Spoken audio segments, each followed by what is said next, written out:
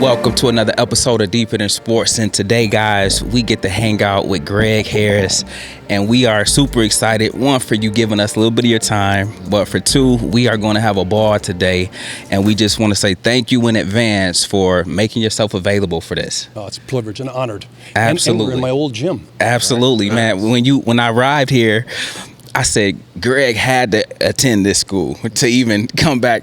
Cam was like, man, this is like middle school PE. Right. Don't the hallways look small? Mm-hmm. You're like, I wasn't that big. Hey, Greg, ain't it crazy how when you come back to school, the hallways in the schools look super small, but when you went to the school, it was looking like, man, this was big. Mm-hmm. It's huge back then. Maybe we just grew. We just grew. I don't know. We ran suicides in high schools, man. You thought the gym was huge. I thought this was 150 feet. Yeah. It's not that big. Man. Exactly. He's crying and complaining about the suicide. We still cry. Exactly. Man, but Greg, do me a favor, man, to kick us off. Start with just a little bit about yourself. We're going to dive into all the things that's Greg today, but just to tell the people who you are, what you do, and how you came to be. Talk to us a little bit about where you got started, where you're from, and everything else. It's a privilege. So anyway, I grew up in Grand Rapids in the city. I played in the city league. Yep. I played with Brew's dad. There we go. He went to Central. Yeah. So we had electricity back then. I know that doesn't, but the mules turned that electricity on. And we had dirt floors. There we go. Just teasing, we did. But the city that was it. I mean, the 7 city schools. Yeah. The city league. He had the original city league. City league. That was, when they shut it down, you're like, oh my goodness, all the people that came through and we played against. And so I grew up kind of Burton, Breton area. Used to ride my bike to Ottawa to play because we didn't have any feeder programs at our school. So I all played with the Ottawa guys. Yeah. And then ended up fast forward out of college, and I thought, maybe I'll give back a little bit. I mean, a lot of coaches meant a lot to me. Yeah. And so I thought, I'll give back. So I got up with Dutcher and Ruffin and Hugh Martin. I coached at Ottawa for 5 years. Nice. And it was probably one of the more fulfilling. There you go. Really, because the guys would come to practice and they just wanted love. Yep. Mm-hmm. It happened to be football. There you go. Right. And so that was a great experience. In fact, one of the guys that I coached just called me this morning. He works for the county court system, and he's like, I thought about you. And I'm like, that's what coaching's about. That's what it's about. Or that's what playing with teammates is about. Exactly. So I played 3 sports here. I played a lot of sports in middle school. I drove my mom and dad crazy. So the only thing I didn't like was badminton and bowling. But I Heeres Christian high graduate in 81. Okay. Nice. So that's 1981, not 1881. And so I played football, basketball, baseball, had some phenomenal coaches. What was your favorite of the 3? You look like you was good in all 3. Yeah. Was you better in baseball? Probably my favorite was baseball. Okay. It's just like one-on-one, right? You're the pitcher, and that batter's got a bat, and sometimes it looked like a little toothpick, and you just throw right past him.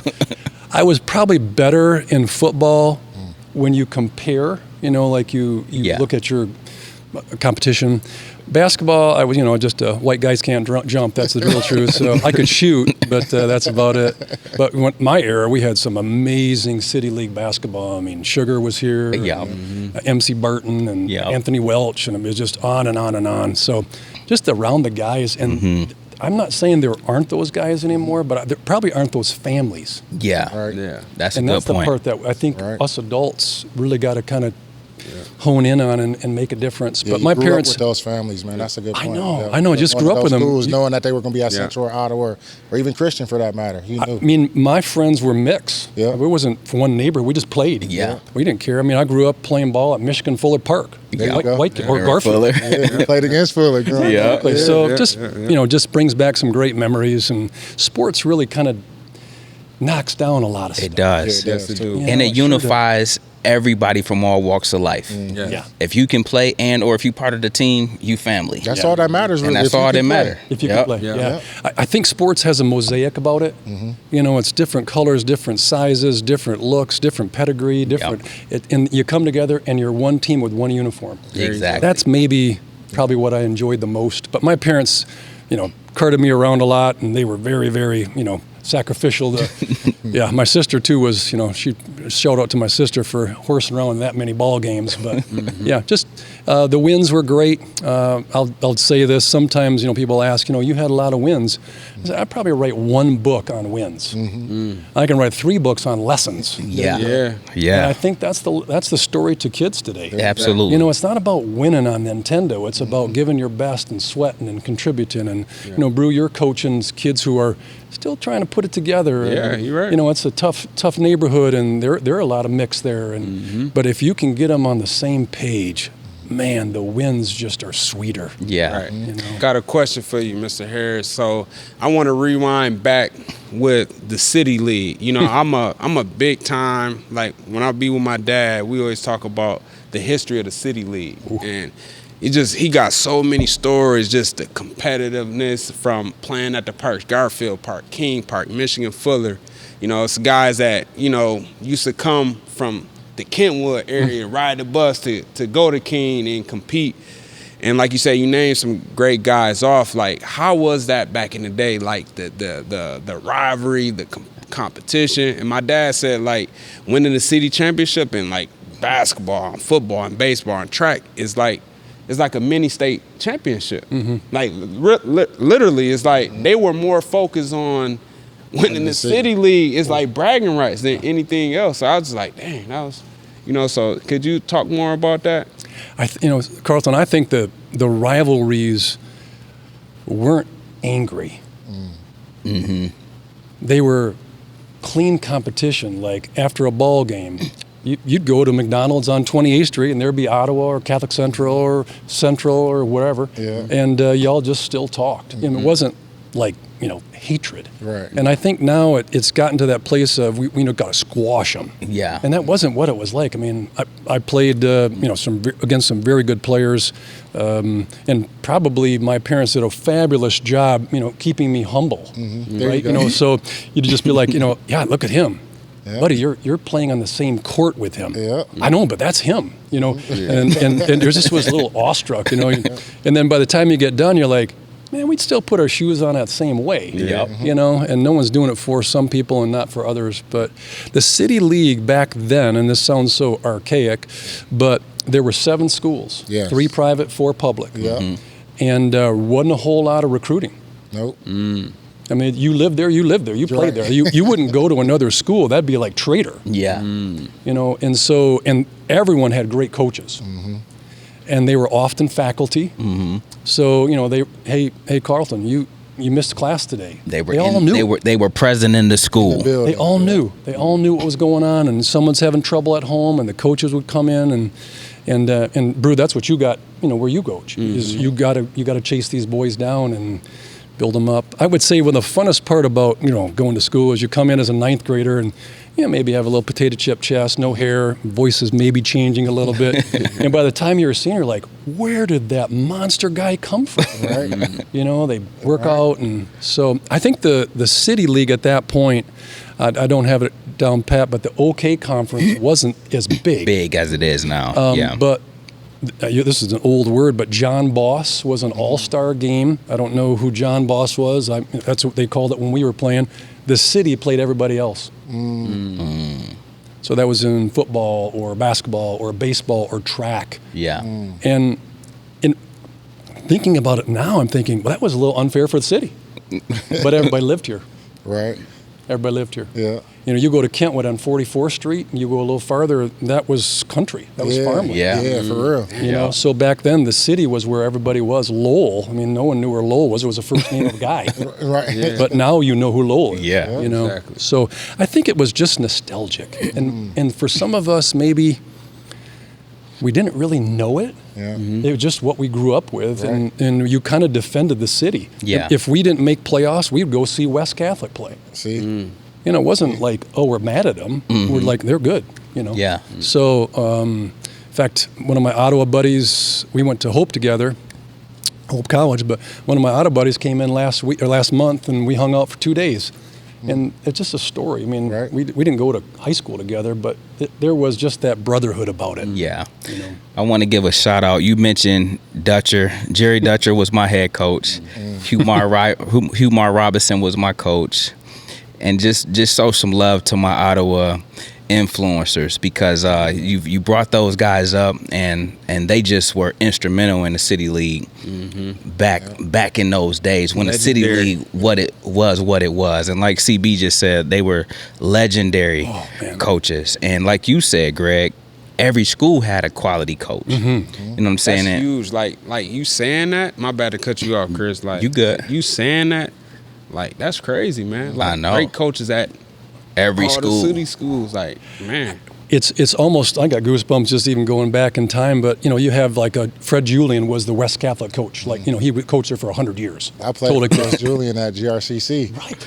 Yeah. So just the names, you're He was thinking. at West, huh? Yeah. I remember that. He ran it. I mean, and then, Catholic Central had great coaches, and Ottawa, Dutch, and then I got out of college. I coached with Dutch and Hugh and Ruff, and it was just a privilege, man. In fact, my first quarterback was the quarterback from Ottawa, and I just texted him today saying, hey, I'm going to do a podcast about, I didn't know all the questions you'd ask. Hopefully they're 2-syllable words, not too much heavy. But he's like, man, you just bring back memories. I said, what did I do? And he said, Coach, you just reached out to me. There you go. Yeah. And you just kind of open up that little closet Yeah. of just great memories. And, Yeah. and we won a lot of games coaching, or me playing, you all played, and you won games. I mean, but in the end, it was like, how'd you treat them? How'd you treat people? Greg, the thing about you, we often say people may not remember people not remember your name, but they'll always remember how you made them feel. Coaching, and CB is up here, coach. E is a coach. You are a coach. Coaching is so instrumental in helping a young man lead their life. Yep. The lessons, like you talked about, we can count the wins. Us three played together. We won from 8 years old till y'all kept winning. My winning kind of declined. It just plateaued. but we can count the wins to the wazoo, but the lessons are forever. Yeah. Ever. You know what I'm saying? It helped us in the workplace.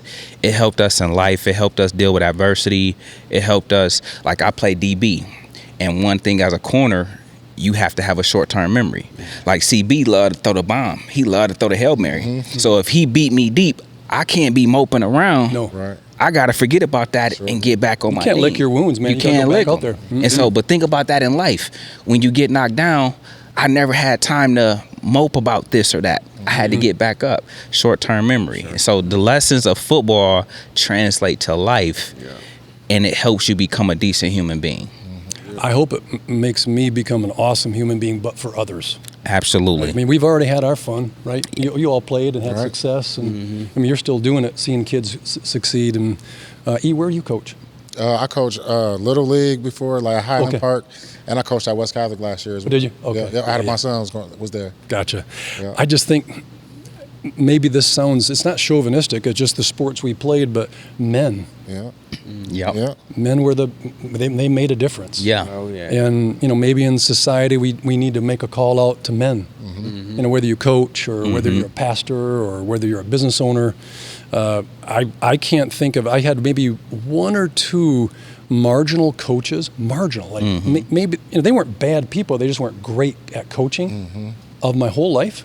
Right. Wow. I mean, that Exactly. is That's good gifted. though. Yeah. So I went to Hope, and just about a month ago, I played baseball at Hope and football at Hope, and so I called both my coaches and said, let's go out for lunch. Now I see my football coach probably 4 times a year. Okay. We'll go out lunch, golf, whatever, do chapel and lunch at Hope, whatever. But my baseball coach had been gone, so we had lunch just about a month ago, and the stories. There you go. And they spoke as if it was yesterday. Right. Yeah. And I think players do the same thing. Yep. Yeah.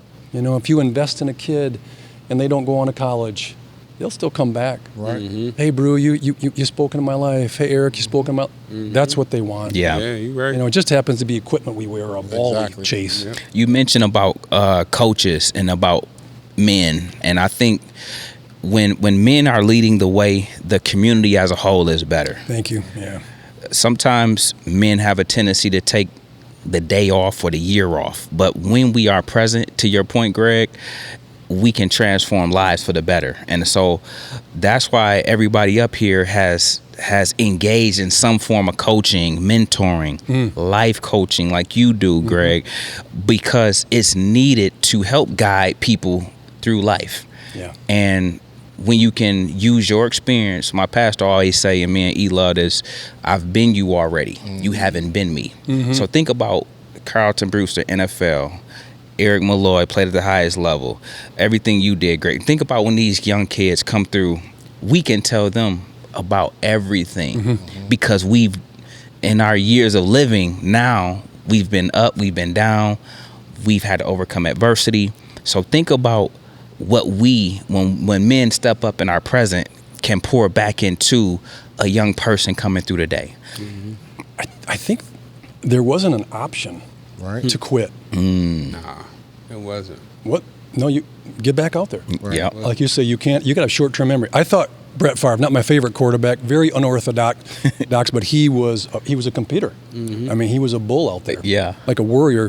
He'd throw a pick at the worst time of the day, and you go back out there, and you're like, Exactly. it didn't even change him. Right. Exactly. That's pretty good. Yep. We'll go a little bit with adversity. So I think maybe it's on us as adults, but adversity is normal. Yeah.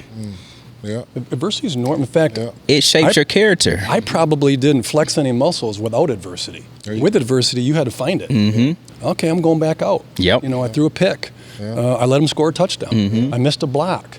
You know, I dropped a ball, whatever it is. And I think the adversity piece is a critical one for us adults to be able to share. So this is a cool example. I've coached 20 plus years in high school sports, and it's probably my favorite because it's clean. It's just clean. You know, maybe mom or dad getting a little excited because they want their kid to go somewhere else. That's okay. I get it. They want them to go to college, but it's clean. And but they don't like the disruption, right? So one of my drills for quarterbacks is a chaos drill. When you draw up a play, Brew, and you drew up the perfect play, right? Everybody does, all 11 guys do the same right thing and they score. It never goes that way. Right. You got to improvise. So this whole chaos, you do most times. Like this is well written, but that ain't how it happens on the field. Right. And I think the chaos drills, whether they're, you know, broken down plays, you just really think, oh, he improvised. And I think that's life. I think that's what you loved about Brett Favre. We used to say he played at the highest level as if he was playing backyard football. But he was improvising. Almost all the time. And he was available every week. He was present, E. Yep. And he operated at the highest level in the midst of chaos. And like you said, Greg, and he would throw picks at the worst time. Crucial times too. Back foot. Word. But he would come back out the next possession, whether the defense got scored on or got to stop. And like you said, Greg, he didn't never waver. Never waver. No. He threw the next pass like he didn't just throw a pick. And today you see a lot of quarterbacks, after they throw a pick, they be real timid. They throw a screen pass. Exactly. Yeah, they'll run the ball. They'll run the ball. And like what you said is, so when you was talking about the INT, so we both played quarterback. You know, he played highest level at QB. But I was thinking of a pick six. We played Grand Rapids Catholic Central. Second round of the playoffs for the district championship. I run a sprint out. Our 862 is corner. Number 2 got the corner route. Number 1 run a little quick out. While I was sprinting out, the linebacker blitz B gap. That's going to be a problem. Blew me up. Oh, geez. Boom. So I throw it. So I see him coming, but I threw it, deflected, and then I looked up. Pick six. It's like 6 of them running with it. And then you hear the crowd, man, they had the gallons of coins in there, they just shaking. I woke up, the lights, I couldn't hardly see. It was Tom Dyer hit me. He was like 6 foot 250. I'm only 170. Cleaned me up. But like you said, I had to go. That's the toughest How you gonna part. respond? Pick six. You got to respond. You got to respond. Right away. You back up. Because you back up. They kicking it off. That's you back it. You up. got one play.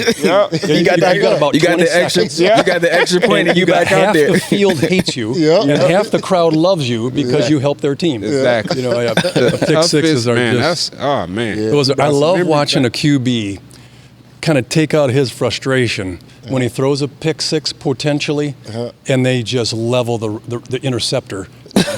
Like a he used to always do that, man. He used to always make a tackle for the guy. Oh, you got to. I was water boy. Like I never. It's crazy though. I wasn't a physical specimen run through a wall. But if I threw a pick, it's the water best tackler boy. on the team. What? Hey, Greg,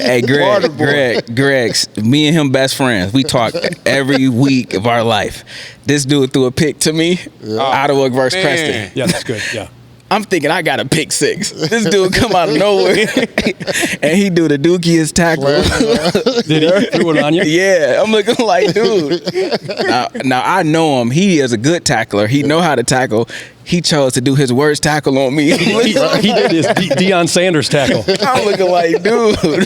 But imagine this nowadays, bro. That's out of the game now. Like, the quarterbacks won't dare to go make a tackle. Nah. They pretend they got a hamstring pull.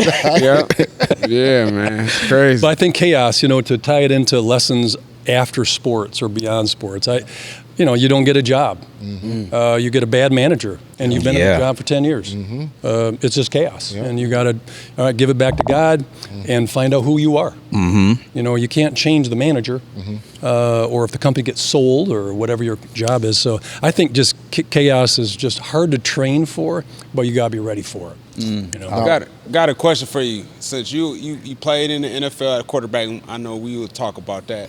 But I know when you was coaching at Calvin Christian, I think I was at Lee. Yes. You was coaching the quarterbacks OC. So, what are some of your great qualities of coaching?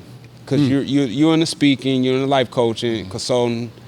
So now you're coaching a quarterback, right? You're coaching a quarterback. He's young, inexperienced. How would you get him to transfer? He got all the attributes. What are you going to do? Because I got a couple quarterbacks, and I got one that got a ton of talent, but he's inexperienced. Yeah. So I wish we could fast forward experience for it. Right. And you can't. That's good. So that's good. A science project, you did a chrysalis, on a plant, and there's going to be a butterfly inside, and it's struggling. You can't take an X-Acto knife and break open that chrysalis, or that butterfly won't fly because it hadn't worked. It hadn't put the work in. And I think as coaches, our temptation is to bubble wrap our players, and that's how they're going to find out, do you actually have it? But Brew, you got a talented kid, and I think really at that particular position, talent's one thing, but right here is where it all matters. Yeah. And if they start self-doubting, being negative, maybe arguing in the huddle, it doesn't matter how good you are. There's some quarterback stories that are flops that were really quite good in high school or college, and they never made it. And they're talented, but I think a lot of it's here. So I would say this, one of my things, Brew, is slow the game down. That's good. Slow the game down. You're not in a hurry, and then you put them in position to have some success early. So I had a quarterback at Ottawa who I would just say started slow. Others are ramming helmets and getting all jazzed, and he just was just slow, just careful. And so I ran on the ball twice. We start the game off, bang your helmet. And after 2 runs and banged his helmet, he was in. He was ready. He was ready to play. He woke up. But he woke up, and I couldn't do it for him. I couldn't say, hey, let's bang your helmet on the sidelines and go out now. I got to call 2 running plays. I might give up our first series, but he had to bang his helmet. And I think, Brew, that would be one of mine.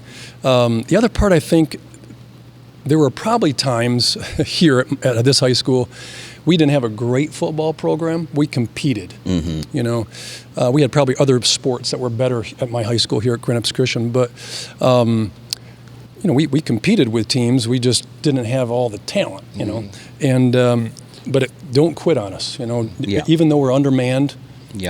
So we spoke of Fred Julian, the coach from West Catholic. So my school here had grass field. Not turf. Yes, y'all did. Oh man, the worst grass. And y'all had the worst. Y'all had the worst grass. We were trying to fundraise. We played y'all late in the year. That field was bad. It was just that shoulder injury I told you about. That happened here. It's just a mud track down the middle. Really. But I think so. Fred Julian, West Catholic was really good. So my sophomore year, they won the state championship. My junior year, Catholic Class Central B? won. Or C? Class B. Yep. Hey, West won. Ooh. West won, and then Catholic my junior year, and then Ottawa went to the semis my senior year. So we had 3 teams, and back then you had to be 8-1 or 9-0. 9-0. I mean, we never made the playoffs. We weren't even worried about it. Once the last game was done, we knew we could go play basketball. We're not going nowhere. But Fred Julian was such a hard guy. I mean, he screamed and loved his players, but just loved them hard. And the first game or first half, we're in the game. It was 21-19. Mm-hmm. So Coach Julian was going to bring his team at halftime to the building, and he didn't let them. He stayed right on that field and just yelled at them. And so he didn't take them to the locker room. Oh no, there was no oranges, no water, no potty break. No, you don't back out. Right. And that's a horrible halftime. And this team's terrible. Whatever he said, we just heard him yelling. Yeah. It was. And so second half, they put the hammer on us, and we lost. I don't know, probably didn't score 35-19 or something. But in the game, so our home was blue bottoms, white tops. Second half, this was all green on the back. I could hardly stand up, and they were just hitting. Yeah. And his halftime speech worked. Yeah. And yet we didn't give up, but his team responded because they knew they were better. Yeah. And they played down to our level, and that's a great life lesson too. Yeah. Don't settle and play down. Right. Yeah. Play up. And if you're with the wrong group, switch. Mm-hmm. There you go. If you're hanging around bad people or people that are average and you want to be awesome, hang around awesome people. Exactly. My grandma said a cool thing. I wrote a book. It's coming out. It's called Sage, which is advice from my parents and grandparents. I'll get you copies. But my grandma started with, so I was left-handed, which back then we didn't have MC Sports. Are you ambidextrous now? I am. Okay. Yeah. I knew where you was going with that. Yeah, I can eat both hands. But so getting a left-handed glove was tough. It was. I mean, there weren't that many players Hard in the to major find. leagues. They tried to change the players. I mean, no one could play catcher or shortstop left-handed. I mean, it was just, they were prejudiced against me, told the kid. Anyway, so my dad gets me this glove. I'm 4 years old. I mean, the glove is probably as long as my leg, because they didn't have kids' gloves, So I'm over at my grandparents' house, and my grandma goes, let's go play catch with your glove. So we play catch a little bit. I had a good arm. At that, 4 years old, it wasn't super accurate. Okay. So she got a little tired of chasing the ball to the neighbors or the third neighbors or the sixth neighbors down. That's a long. And then I would chase it, and we got a little tired. And so she says, let's sit on the porch and have a little popsicle. So I said, I'll take an orange one. She goes, yeah, I know, I figured. And so we're sitting at a popsicle, and my grandma goes, hey, you want to know what you're going to be when you grow up? No, I'm 4. My grandma walked on water. Yeah, tell me. Whoever you hang around. And I think that's us, right? As we share with kids or we help kids, we teach kids, is who you hang around is going to be who you are. Yeah. And when you hang around all-stars like you all, sitting here, I'm a guest. I'm a guest, but it's still Hall of Famer. We're in good it's just all good. It's just a guest, We happy to be with you, Greg. Yeah, just fun. So my grandma kind of got me thinking, who I hang around. And then who I am recruits who I hang around too. And that's a personal thing. That's good. Right? We often say, you are the sum of the 5 people you hang around. Yeah. That's good. And like Greg, we often associate it, winners hang with winners. All they know is winning. All we know is winning. Now, we ain't always won at everything, but it's a winner's mentality. It's a championship mindset that we take to the workplace, in our marriage, in our families, in the community. And you're right. Who you are then attracts that to you. So if we not together, if we are with somebody else, they're of that ilk too. And if they're not, we won't be around them long. Right. That's simple. And they'll prove you wrong. Yeah. But you can't be a chameleon in your character. Right.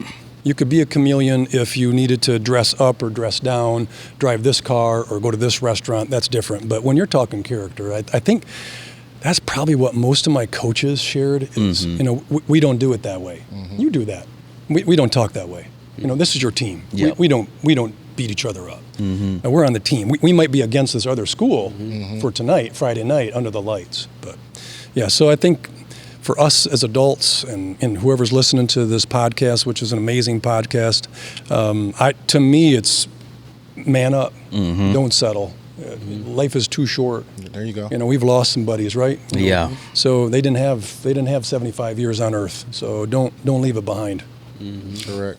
So, Greg, going from athlete to coach, speaking into young men's lives and things of that nature, did that propel you to being a motivational speaker or to being a life coach, or what did propel you to that career?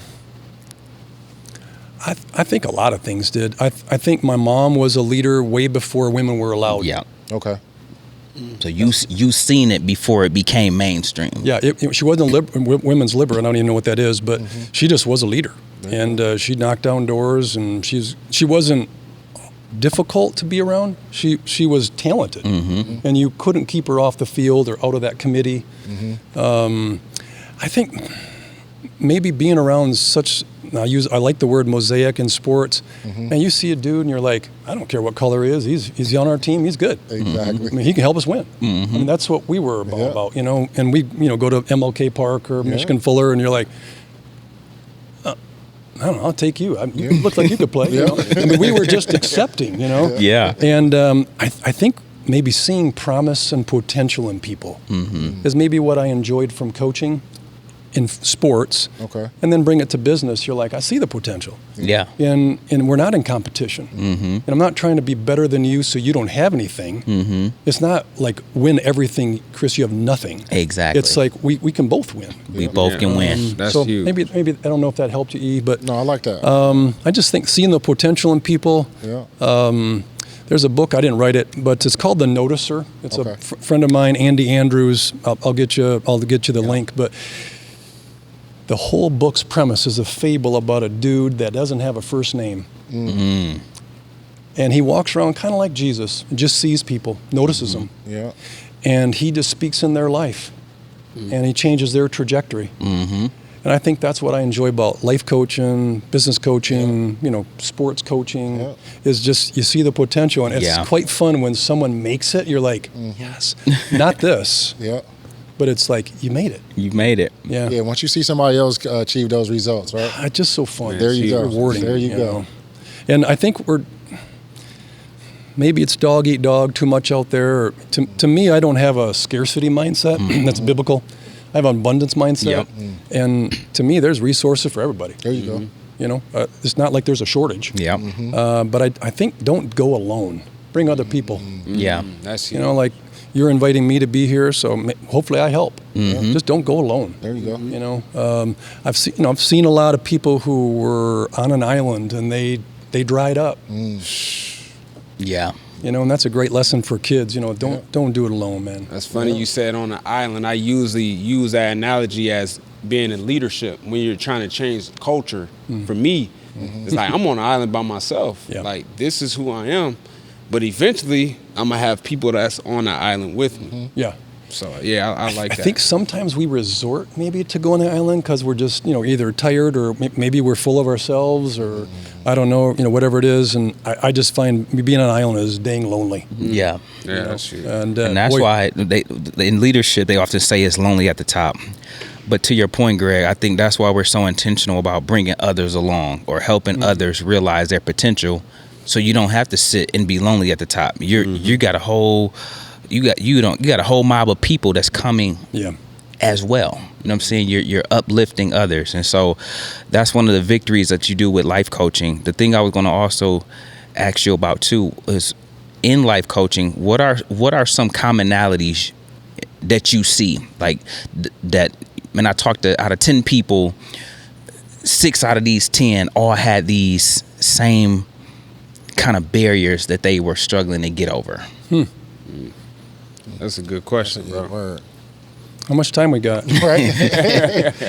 You got your notes still over there? No, I got no notes. We're just going from the hip, Right, man. there we go. Going from There we the go. hip.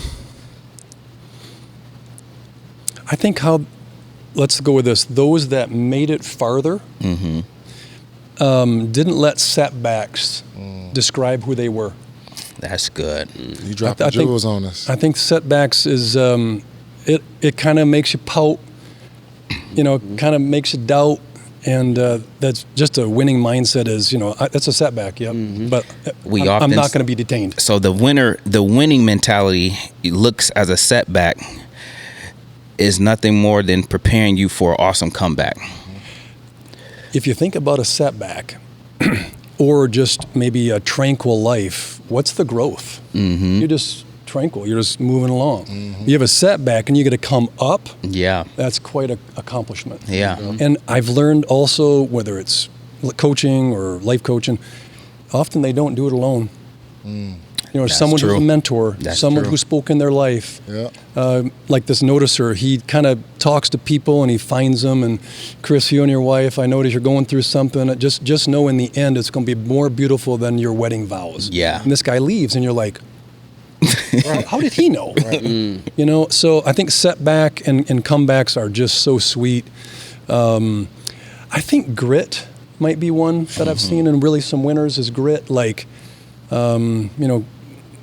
coaching high school kids, hey, we're going to do laps, and people cheating on the corners, and they pretend they got a hamstring pull or whatever, and you're just cheating yourself. Yeah. And so I think the grit of I've got it. But we also in life coaching, particularly in business coaching, this is how I describe. So if you said, "What's your mantra in coaching?" It'd be, "I'm just going to bring out what God put in you anyway." Yeah. I'm not giving you nothing God didn't give you. I'm just going to bring it out. There you go. That's what good, you do in Greg. coaching. They make the person believe they can run that route. You can fill that A gap and stop that fullback. That's what you teach them to do. That's good. I think hustle is a big one for me.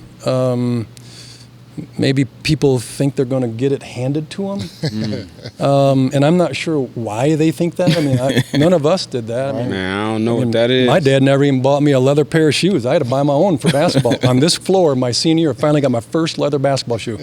He goes, "Well, they stretch, Well, Dad, everything stretches, but it was probably money, I didn't grow up rich or nothing, and I was fortunate to come to this school, and I know my parents and grandparents contributed for me to go here. I mean, it wasn't like we were Silver Spoon and Country Club. Yeah. So, I think that one other thing maybe that I find with the winners or winning, mindset is they observe. They pay attention. They observe. What do you do different? How are you doing it? Well, you do it a little different. But both works. So you observe. You're just curious. You're watching. Probably my favorite way to learn, is to observe. Like you just watch people. And, maybe I'll stop with those few. Sorry about that. That was awesome. I want to tell you a funny story. So I used to do commencements at the alternative ed high schools. And that's where I first started speaking, to answer your question. Okay. So I would do commencements at alternative ed. Wyoming had a big one, so I did those for a long time and did it for free. It was just exhilarating. And I'd try to wear, not a business suit, because these kids aren't coming from business families. I mean, they're struggling kids, and just give them hope. Yeah. But so I start with one story. My coach, if I'm going to send that to my coach, he's like, "Oh, I'm glad you said that." But so I'm a freshman at Hope College. I'm a decent player, but they have a senior quarterback, and at Hope that was sort of their ritual of, we're going to honor the seniors. You came through our program. We're not going to sit you. And maybe they were right or wrong. It doesn't matter. But I was a freshman, so I was like, I probably was better than the senior, but I didn't know the offense the way he did it. So I traveled and got to play a lot, but we're going to Valparaiso University in Indiana. Indiana, yep. And I'll share the story. So my commencement is, I have one NCAA record that will never be broken by a regular player, not a kicker, because I scored from the first play as a freshman ever. And I'll tell you the rest of the story. So we're at Valparaiso. Ironically, they had this cast cannon that you'd throw these, bombs in, and whenever someone scored, they would shoot them off. Well, I'm thinking, why would they shoot them off for us? We're beating them. But they did. They shot off 7. So it was just about a touchdown. It was a touchdown. Matter who it wasn't scored. like to me, I wouldn't have wasted a cap on us. I mean, I'm Valparaiso, Anyway, so we're up 28-0, and coach goes, "Hey, Heeres, you want to go in?" I said, "Well, yeah." Well, I had mouth guard in, or dry mouth, and I was all nervous. I said, "Sure, I'll go in." So defense stops them. They punt, goes over the returner's head, all the way to the 2-foot line. Oh, wow. Oh, So I got 99 yards to score. there you go. So he goes, quarterback sneak, and fortunately I picked the center, not the guard, to get the ball. And I go up to the ball and take a step back, push off, score a safety for Valparaiso. Wow. True story. Coach Smith, I'm really sorry I did that. Then I had to walk 35 yards across the the side. field to my sideline where everyone's like, "What?" Right? So they had a shutout. And I just ruined it with 2 points. I could have walked all the way back to Holland, Michigan. Here's your helmet, Coach. I don't deserve this. And he sent, go back out. And obviously the story changed, as how we did well and won a lot. But when I tell an alternative ed kid, it's not how you start. Because if I'd have started and I scored a safety for the other team, Exactly. I'd have quit. Right? But they didn't let me. So for alternative ed people, it's like, you know what, guys, I know you took a different route. I think things got bumpy, maybe decisions or other people, but you're here and you still got all this runway yet. Yeah. So it's not how you start, it's how you finish. I love that. So that's a funny story, but my coach would be like, "That's not a funny story." You messed up our shutout. Oh my goodness gracious! And what a long ride home. Hey, E, I know the defense gave him. Ooh, talking about side eye. That shutout, In man. fact, I just was with one of my college buddies. We played pickleball at Belknap Park, and he goes, "I remember you took that knee for the other team." That's 40 years ago. Yeah. What the world? Yeah, you won't ever lay it out. No, Football no. memories, man. Then I could have scored 1,000 passing touchdowns, and they would still remember that. Oh, yeah. Definitely. So your journey, I want to talk about your journey getting to the National Football League. And could you talk about that high school success, college success, and you get your shot, and, what it looked like and how you got there? I played a lot of sports, so I just like to play. So a Division I scholarship for baseball or football, they were offered for me, except Bo Schembechler. He never did. I still don't like that guy. No. And he ran an option. I didn't run the option. Yeah. So but the Big Ten and a lot of other schools. And then for baseball, I threw really hard and was pretty good control and didn't give up a lot of hits or runs. And so I'm like, what do you do? What do you do? And so I said, I want to play both. And then D1 schools go, So you could have played, let's say, let's say, lineman and shot putter in track. I get that, right? Or a D-back and a sprinter. Okay, but I played quarterback and I pitched. Yeah, they won. And that doesn't really work. Nah. Doesn't really work. So I thought, well, at that point, when I was growing up, Grand Valley was nothing. Hope played them and beat them. So I'm like, well, I'm not going to do D2. So I just went down to D3 and said, I'll just play any sport I can play. And so to get to your question, Brew, I really didn't pick a school to go beyond. I just wanted to play. I want a good education, hang around some good people, and success happened. And even in baseball, I was drafted by the Reds in high school and drafted by the Falcons in college. And so I didn't really hurt myself by going D3, but I just enjoyed playing. I mean, I know I probably wouldn't have contributed much in basketball. White men can't jump. And now, I didn't have three-point shooters, and we didn't have the arc. So I had to go in there and mix it up. But if I could have, I'd have played basketball in college too. My dad said you got to find the library at least 30 days. Just get your 30 days in. It was a little different, for you all playing it at bigger colleges. Hope just never had that before.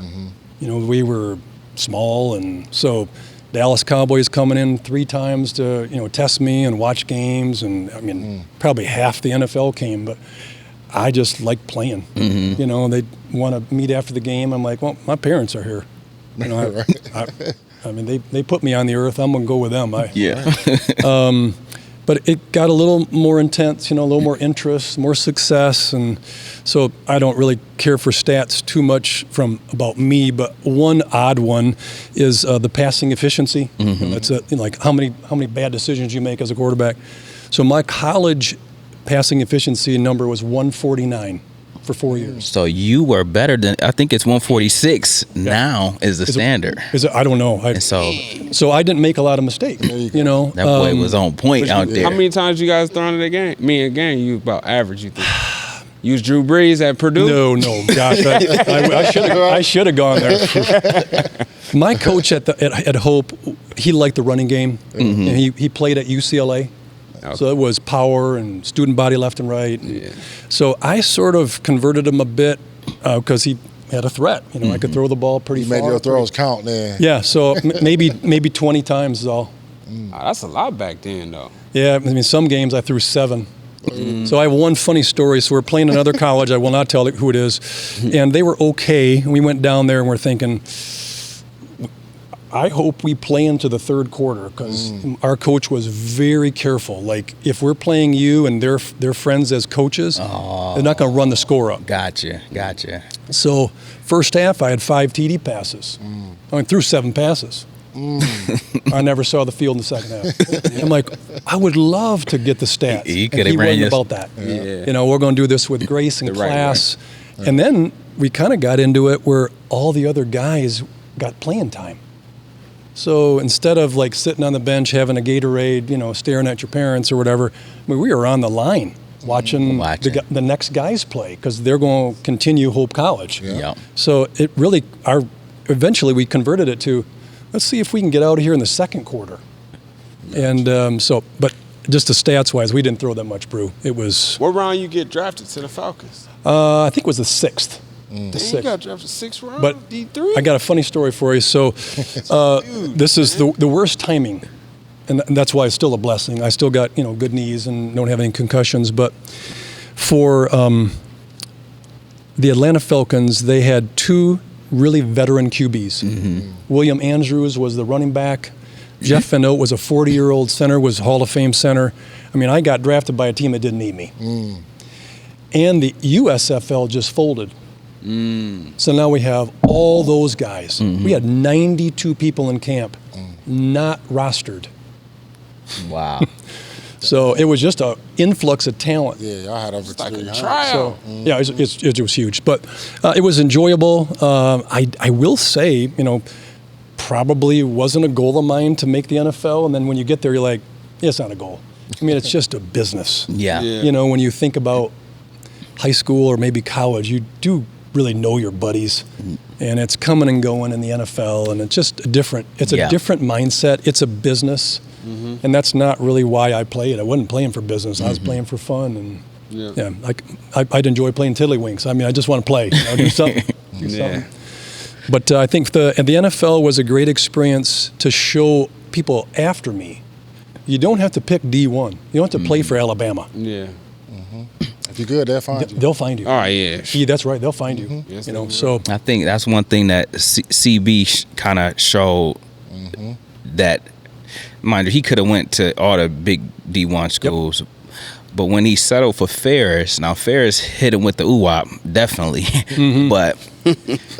but he still took the opportunity, made the most of it, and still went on to the NFL. And so post your era, like to see him do it, it was like, man, you don't have to shun opportunities at the D3 or D2 level, because from Carlton Brewster, Pierre Garçon, It's a lot of Ty Harrim, and it's a whole bunch now that showed that it's possible.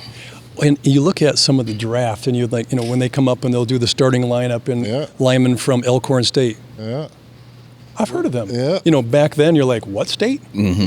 State of emergency. Where is that one? But now it's anybody. Yeah, they're everywhere. Everywhere. it's normal. And for some of those, Division I, AA, D2, you're like, oh, we already got 4 people in the NFL. I mean, they have stories. So when you can recruit a talent, you don't have to go to LSU. You can come here and maybe get more playing time. I want to speak of one thing that I think is pretty critical, and it's something I have to always check myself on, is being coachable. And in business, that's a real big deal too. Absolutely. So I have a very interesting story. my middle school coach from Ottawa passed away, but we had he knew my last name real well. There you go. Yeah, so it wasn't real coachable, I guess, in 7th or 8th grade, and I'd like to redo that one and give me a mulligan, So we're playing for a championship. Back then, we were called the Ottawa Giants, and we played the Central Panthers. It wasn't Rams. I don't know why. This is middle school? Middle school. Yeah. So this the feeders then, right? Feeders, yep, feeders. My school didn't have a feeder, Okay. so I had to go over, So we're playing for the championship, and my coach was, good. We were winning, and so I thought I had a better play, so I changed it in the huddle. Yep. And after it didn't go well, I thought I better run to my parents' vehicle before he catches me. Oh, And it's those great lessons of sports, like where you think you know more. Yeah. Let's be coachable, Greg. Come on, So. Humility, man. You get humble so fast. quickly. Right? Oh, man. It's immediately most times. Yeah. It's before the whistle stops blowing. You're like, that was a mistake. That's gonna cost. Probably shouldn't have done that. Oh my goodness. So yeah, he did use my last name often, and I didn't even know that was my middle name. Things that he put with it, but yeah. So I think coachability is a big deal, and whether that's in whether it's a marriage, whether it's in business, whether you're coaching high school kids, just be coachable. Be coachable. Like you say, you know stuff. Yeah. Back then we didn't know much, and we thought we did, I guess, but Right. So everybody does at that age. crazy. On that note, man, Greg, we want to say thank you for just being an awesome guest, entertaining us with hilarious stories from down here to how you made it up here, man. And I think the one big takeaway is, if you guys watch this and you listen to Greg's story and you know his heart and you know his character, it's not about how you start, but it's about how you finish. Amen. Yeah. And from his walk with the Lord, from his walk and his desire to pour into others, I think if you can feel his energy in real life, you would see how he was able to transform the lives of so many others. And so, Greg, once again, man, we just want to say thank you for hanging out with us. Well, it's been a pleasure. Letting us hang out with you. It's been a pleasure. Thank Drops you, some man. We jewels on. appreciate you Oh, yeah, dropping the Jews on us today, man. Thank you. The problem is we don't have that big a crown. Till next time, guys, we'll catch you in the next one. Please make sure you like, subscribe, and tap into us on all platforms and on YouTube. Leave us a comment down below whoever you want to see us interview next. We'll be glad to make that happen. Till then, take care. Peace. Peace. Bros.